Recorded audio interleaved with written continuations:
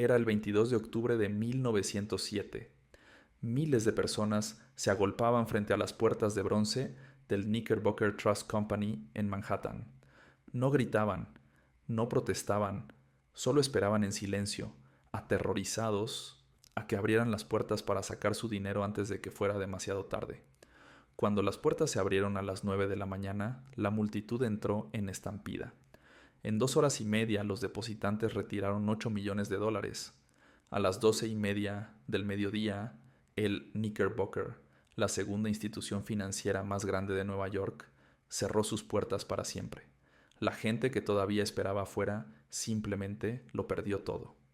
Esa misma tarde, a 20 cuadras de distancia, un hombre de 70 años estaba sentado en su biblioteca privada jugando solitario. Su nombre era John Pierpont Morgan, el banquero más poderoso de Estados Unidos, y mientras el sistema financiero se desmoronaba a su alrededor, él esperaba. Esperaba deliberadamente que todos los demás fallaran, porque sólo entonces tendría el poder absoluto para hacer algo que ningún ciudadano privado había hecho jamás: decidir qué bancos vivían y cuáles morían, y en 4 días exactos tendría ese poder. El sábado por la noche haría algo extraordinario. Convocaría a los 120 banqueros más poderosos del país a su biblioteca, y no los dejaría salir. Los encerraría con llaves hasta que firmaran lo que él ordenara. La llave estaría en su bolsillo, y nadie saldría hasta que salvaran el sistema financiero en sus propios términos. Eso es exactamente lo que pasó. A las 4:45 de la madrugada del domingo 27 de octubre, 120 banqueros exhaustos firmaron un rescate de $25 millones. Morgan guardó la llave en su bolsillo y los dejó salir al amanecer. Ese fue el momento exacto en que quedó claro que Estados Unidos no tenía un banco central. Tenía a J.P. Morgan, un solo hombre decidiendo el destino de la economía más grande del mundo. Y cuando todo terminó, el gobierno se dio cuenta de algo aterrador. Habían dependido completamente de la buena voluntad de un ciudadano privado para evitar el colapso total. Esa realización cambió todo.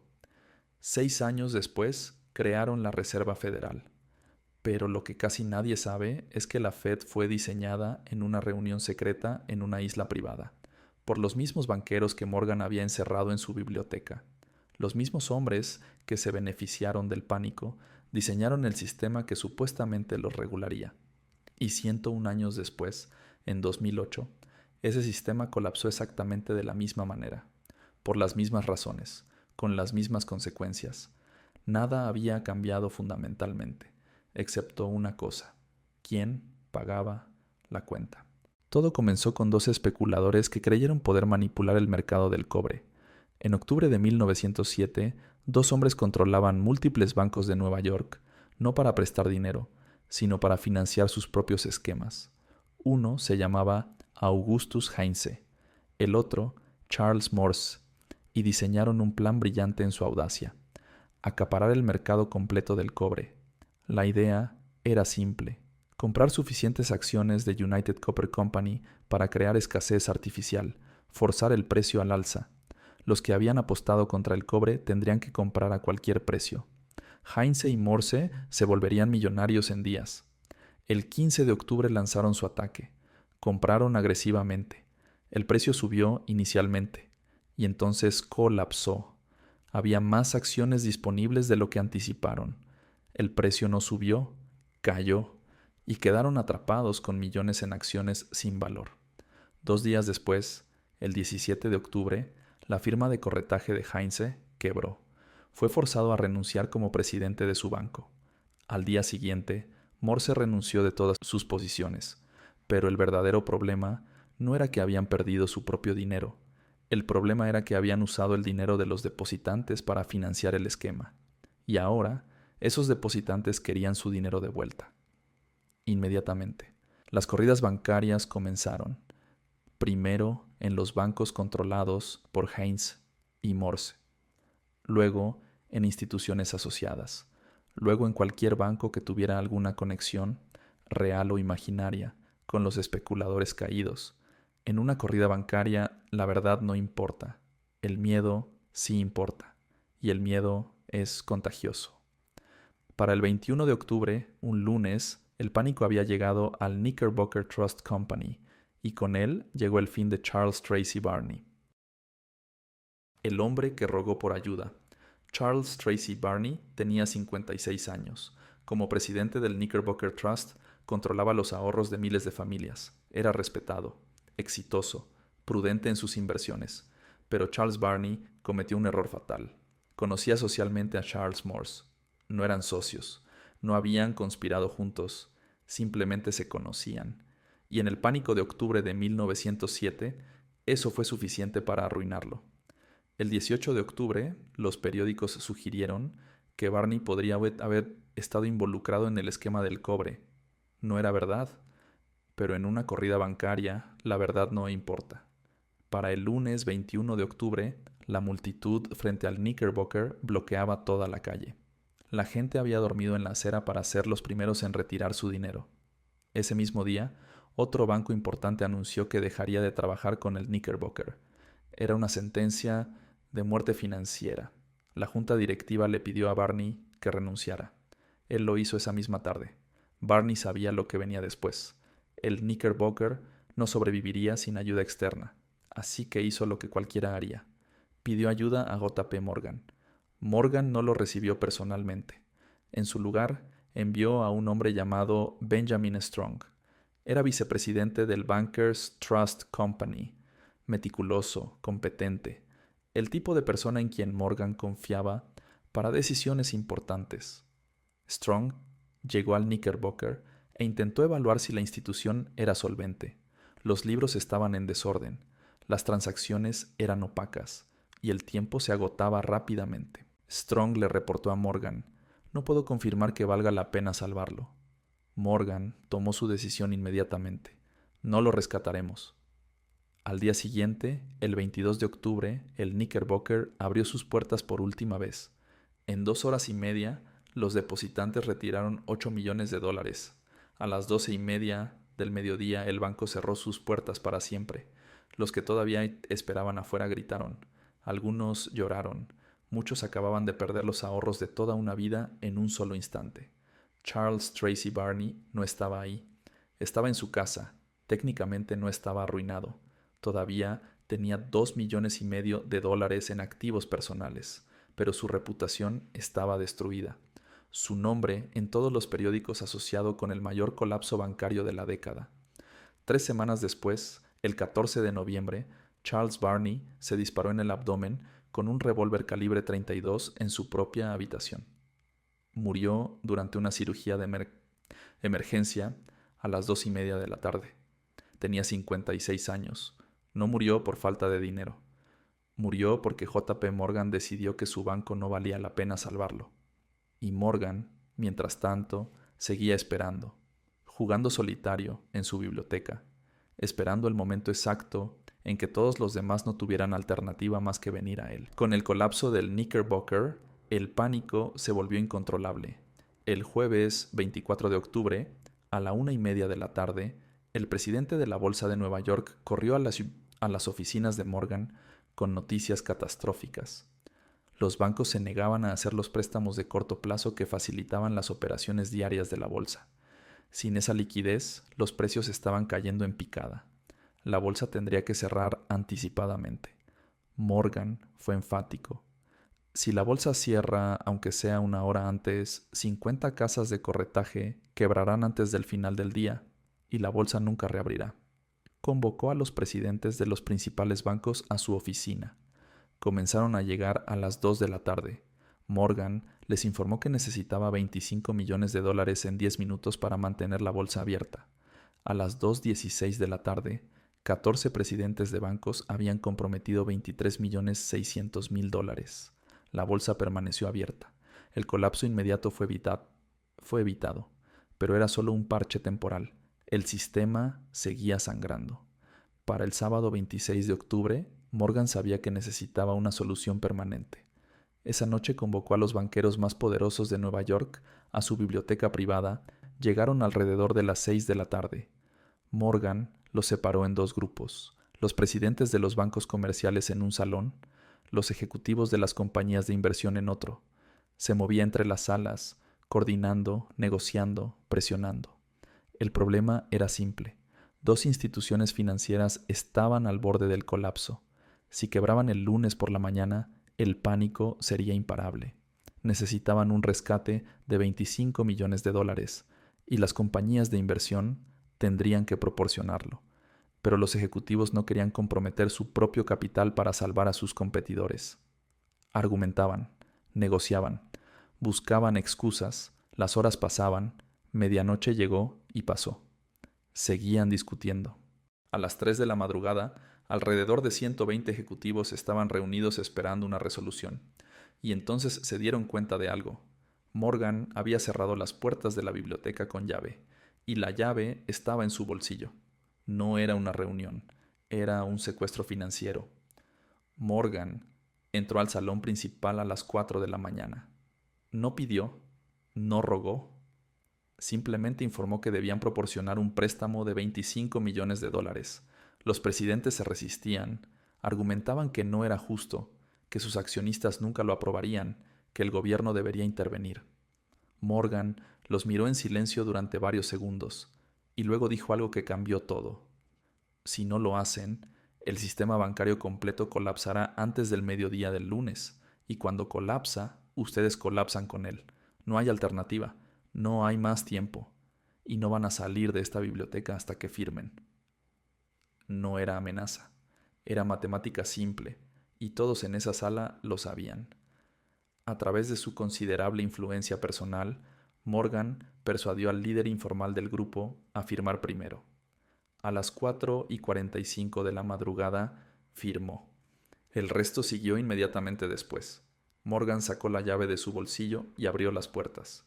Los banqueros salieron a la luz del amanecer, exhaustos, resentidos, pero habían evitado el colapso. Un solo hombre había decidido el destino del sistema financiero estadounidense esa noche. Y ese hombre no era electo, no respondía ante nadie, no tenía autoridad legal para hacer lo que hizo, pero funcionó, y eso era lo más aterrador de todo. El pánico de 1907 fue controlado. Los bancos sobrevivientes se estabilizaron. La economía comenzó a recuperarse. JP Morgan fue aclamado como el salvador de Wall Street. Pero en Washington, algunos legisladores estaban haciendo una pregunta incómoda. ¿Qué habría pasado si Morgan hubiera decidido no ayudar? O peor, ¿qué habría pasado si Morgan hubiera usado su poder para eliminar competidores? Porque eso es exactamente lo que hizo. Morgan decidió qué instituciones salvar y cuáles dejar morir. Salvó las que tenían conexiones con su círculo, dejó quebrar las que no las tenían. Charles Barney había rogado por ayuda. Morgan ni siquiera lo recibió. Benjamin Strong evaluó el Knickerbocker y dijo que no valía la pena. Morgan dejó que colapsara. 2 semanas después, Barney se disparó y murió. ¿Fue Morgan responsable de esa muerte? No directamente, pero su decisión selló el destino de Barney tan seguramente como si hubiera jalado el gatillo él mismo. Para 1910 quedó claro que Estados Unidos no podía seguir dependiendo de la buena voluntad de un solo hombre. El senador Nelson Aldrich, que también era suegro de John D. Rockefeller Jr., decidió que era momento de diseñar un banco central. Pero la reunión para diseñarlo no se llevó a cabo en Washington. Se llevó a cabo en Jekyll Island, una isla privada frente a la costa de Georgia. Y no fue pública, fue completamente secreta. En noviembre de 1910, un grupo de los hombres más poderosos del sistema financiero estadounidense abordaron un tren privado en Nueva Jersey. Viajaron hacia el sur bajo seudónimos. Se hicieron pasar por cazadores de patos para no levantar sospechas.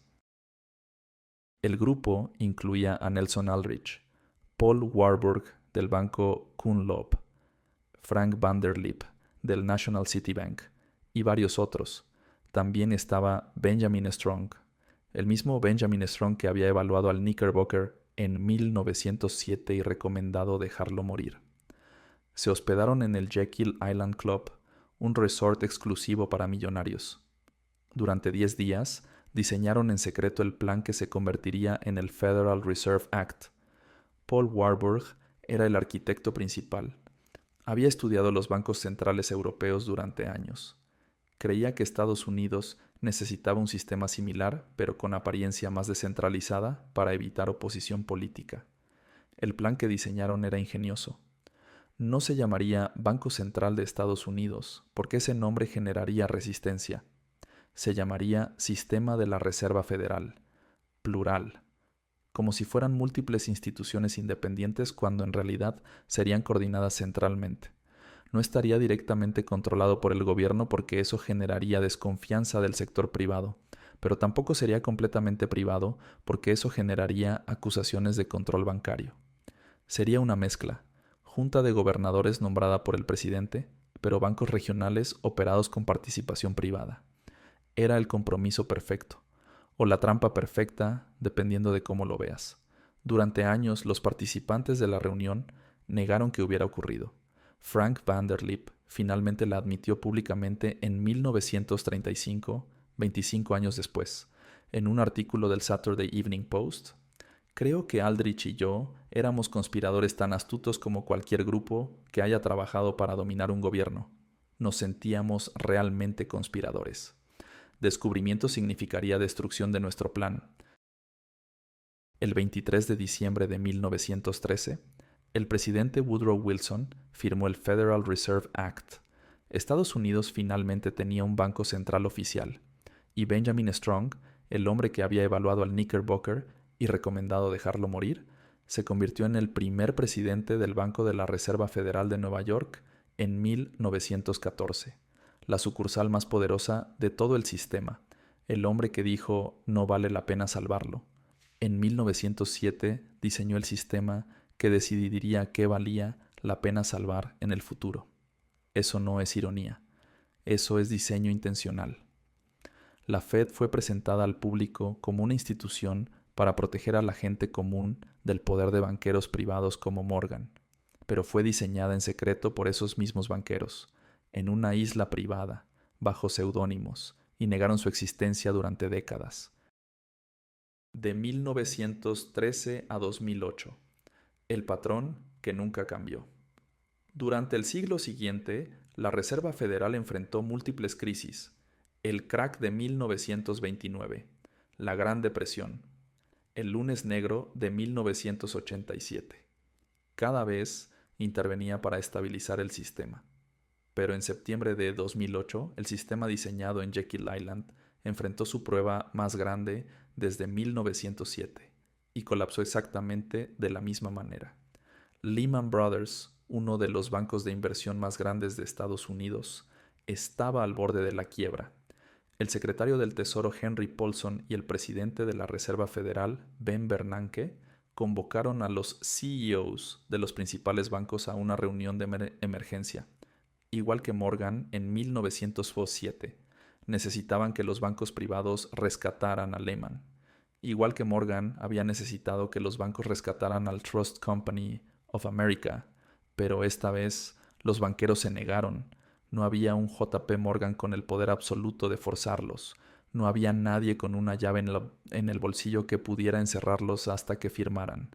Lehman Brothers quebró el 15 de septiembre de 2008. Y el sistema financiero global colapsó con él. La diferencia entre 1907 y 2008 no fue técnica, fue de poder. En 1907, un hombre tenía suficiente poder concentrado para forzar una solución privada. En 2008, ese poder estaba disperso, y cuando llegó el momento crítico, nadie tenía la autoridad de Morgan. Entonces el gobierno intervino. El Troubled Asset Relief Program inyectó $700,000 millones del dinero de los contribuyentes en el sistema bancario. No fue un rescate privado como en 1907, fue un rescate público. Los bancos que causaron la crisis fueron rescatados con dinero público. Los ejecutivos mantuvieron sus empleos. Muchos recibieron bonos millonarios. Ninguno fue a prisión. ¿Y los depositantes? Las personas comunes que perdieron sus casas, sus empleos, sus ahorros. No hubo rescate para ellos, igual que los depositantes del Knickerbocker en 1907 que nunca recuperaron su dinero. El patrón es idéntico: crisis causada por especulación irresponsable, pánico que se extiende por el sistema, reunión de emergencia de los más poderosos, rescate que beneficia a las instituciones. Las personas comunes pagan las consecuencias. La única diferencia es quién paga la cuenta. En 1907 fueron bancos privados forzados por Morgan. En 2008 fueron los contribuyentes forzados por el gobierno. La verdad que nadie quiere admitir. El 22 de octubre de 1907, Charles Tracy Barney vio su banco colapsar porque JP Morgan decidió que no valía la pena salvarlo. El 14 de noviembre, Barney se disparó en el abdomen y murió durante la cirugía. Tenía $2,5 millones, no murió pobre, murió porque un hombre decidió su destino. En la madrugada del 27 de octubre de 1907, JP Morgan encerró a 120 de los banqueros más poderosos del país en su biblioteca privada. La llave estaba en su bolsillo. No los dejó salir hasta las 4:45 de la mañana. Salvó el sistema financiero y consolidó su poder personal. En noviembre de 1910, un grupo de banqueros diseñó el sistema de la Reserva Federal en una isla privada, en secreto, bajo seudónimos. En diciembre de 1913, ese plan se convirtió en ley. En septiembre de 2008, el sistema que esos banqueros diseñaron falló exactamente de la misma manera que el sistema de 1907, y fue rescatado exactamente de la misma manera, socializando las pérdidas, privatizando las ganancias. 101 años separaron 1907 de 2008, y nada cambió fundamentalmente, porque la verdad que nadie quiere admitir es simple. El sistema financiero moderno no puede funcionar sin un poder central que lo controle. En 1907, ese poder era JP Morgan. En 2008 era la Reserva Federal y el Tesoro, pero el poder en sí nunca desapareció. Solo cambió de manos. Y la pregunta que nadie quiere hacer sigue siendo la misma. ¿Quién controla a ese poder central? ¿Y qué pasa cuando deciden que no vales la pena salvarte? Charles Tracy Barney podría responder esa pregunta, pero está muerto. Y los depositantes del Knickerbocker que perdieron todo nunca recuperaron su dinero. Y los millones que perdieron sus casas en 2008 todavía están pagando las consecuencias. El nombre cambió. El poder se institucionalizó. Pero el patrón permanece intacto. En 1907, un hombre jugaba solitario, mientras el sistema financiero colapsaba. Cuando decidió actuar, encerró a los banqueros en su biblioteca hasta que firmaran. Salvó el sistema. Y se quedó con el control. En 2008, los banqueros ya no necesitaban que los encerraran. Tenían acceso directo al gobierno, y el gobierno tenía acceso directo al dinero de los contribuyentes. La diferencia es que en 1907 JP Morgan asumió el riesgo personalmente. En 2008 el riesgo fue transferido al público. Esa es la verdadera lección del pánico de 1907. No que necesitábamos un banco central, sino que el poder de controlar el sistema financiero siempre estará concentrado, y ese poder siempre decidirá quién vive y quién muere. Charles Tracy Barney aprendió esa lección de la manera más difícil. Está enterrado en el cementerio de Woodlawn, en el Bronx, junto con millones de personas que descubrieron que cuando el sistema colapsa, los poderosos se salvan a sí mismos primero, y el resto simplemente pierde.